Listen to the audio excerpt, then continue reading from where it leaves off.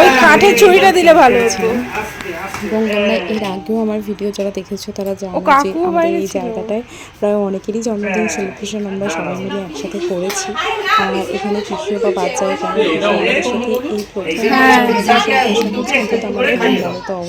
এই সবাইকে খাওয়াও। এর আগে তো বহুবার এসেছে, কিন্তু অ্যাকচুয়ালি নীলষষ্ঠী যে পিসির জন্মদিন সেই ব্যাপারটা কিন্তু পিসির থেকে খুঁটিয়ে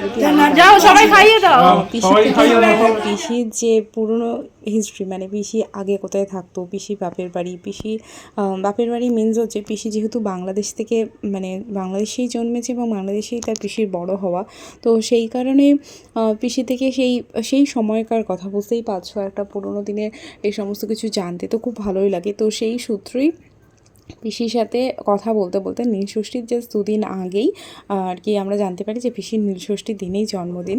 তো সেই কারণে আমরা প্ল্যানে করি যে পিসি তো অনেকটা বয়স হয়েও গেছে, তো সেই কারণে আবার পিসি কবে আসবে বা নীলষষ্ঠীর সময় বা পিসিকে পাবো কি না, তো সেই কারণে চলো এবারে যখন আছে তো ছোট্ট করে জন্মদিনটা সেলিব্রেট করি।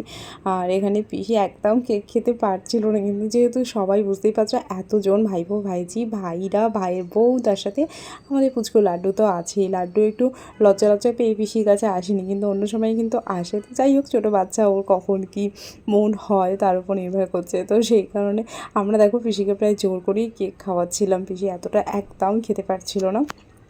আর এখানে ভিডিও কলে ছিল হচ্ছে পিসির ছেলে, মানে দাদা বৌদি, আর পিসির একটা ছোট নাতি আছে, তো সেও খুব মিস করছিল এবং তার মুখটা ভীষণ শুকনো হয়ে গেছিলো। আমরাও তাকে খুব মিস করেছি। ওই সময়টা যদি তাকে পেতাম তাহলে সত্যি মানে ওরও ভালো লাগতো আর আমাদেরও ভালো লাগতো। কিছুদিন আগে যেহেতু ঘুরে গেছে এবং দূরত্বটা অনেক, সেই কারণে ওরা সেই দিনটা একেবারেই আসতে পারেনি। তো যাই হোক, এখানে শুধুমাত্র আমি পিসিকে অনেকটা পরে একদম লাস্ট মুহূর্তে কেক খাইছি, যেহেতু ভিডিওটা আমিই করছিলাম। আর আমার এই স্মৃতিগুলো ধরে রাখতে ভীষণ ভালো লাগে, তো সেইগুলো সবসময় ফোনের মধ্যে তো রাখা সম্ভব হয় না, তাই সেই কারণেই আমার ব্লগ করা। সেই ফেসবুকে রেখে দিই, তো সেগুলো একটা স্মৃতি হয়ে থেকে যায়। ফেসবুক বা ইউটিউব যে কোনো জায়গাতেই স্মৃতি হয়ে থেকে যায়।